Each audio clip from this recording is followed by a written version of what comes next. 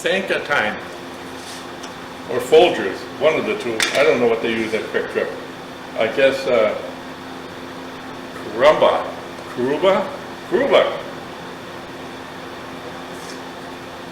Not bad. Friday. It's Friday. Cool, and things are coming along fine. I'll have this bike done maybe by noon. Not quite, but close enough. So this afternoon I'll do a little cleanup on it and clean the shop. Got to do that every Friday. Clean all the shavings off the drills and stuff. I mentioned this one time before. I invested a little bit of money into Aptera. Aptera is what I consider the future of all cars. Eventually all cars will be built like the Aptera. You know, it's crazy. You know, we build cars that are just square boxes, and then we try to push them through the air. You know, I've always said with the trikes here, you have to consider airflow, and the automotive industry just pretty much ignores streamlining. Everything is style, and I think Aptera's got the right idea. I just invested a little more money in them because they developed a solar panel that can be bent two different ways. You can actually put it on like a basketball.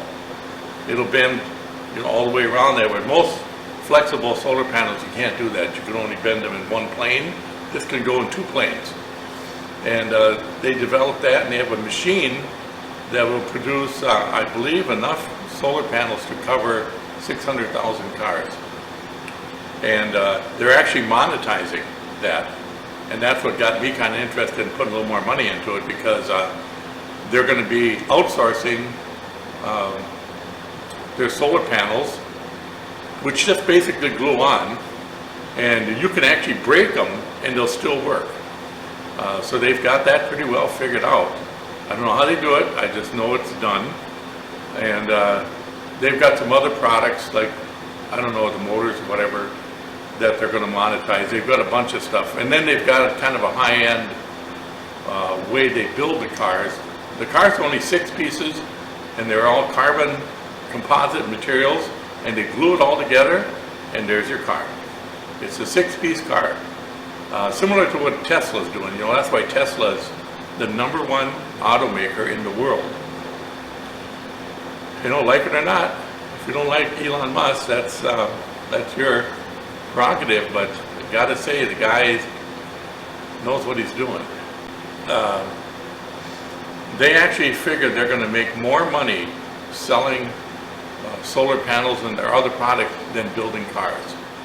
And that right away really interested me, because just starting a car company is virtually impossible. I mean, you know, Tesla came within a fraction of an inch of going broke a couple times. I mean, they were right down to the day they had to get so many cars out, or they were going to lose funding and all this other stuff. And you know, it paid off for them. And Aptera is smart enough to know that, you know, there's other things you do besides just focus on the car. You know, in Tesla too, they actually were building the infrastructure, the charging infrastructure, as they were building cars. Well, it's going to turn out that Tesla is going to be the standard for all charging. They've got the best chargers, they're reliable, they work, and so they're actually going to be reselling electricity. So what the plan is during off-peak, they charge all their battery packs. You know, they have these huge, looks like 40-foot containers that are just batteries, and they charge those things up, and then during peak, they sell it to people that are charging their cars, and whatever's left over they put back in the grid, and they actually make money on the deal. You know, that's something to be said for people being fart smellers. I got my youngest son in trouble because I used to say that to him. And he had, I think he was in 4th grade, and every Friday they would have like a questionnaire thing, and if you got it, you were the first one to get it right, you got a little prize or a trinket or something. Well, he got it right And the teacher, called him up and says, how did you get that so fast? He says, well, I'm a fart smeller. And she got mad at him and took the thing away and told him to go sit down.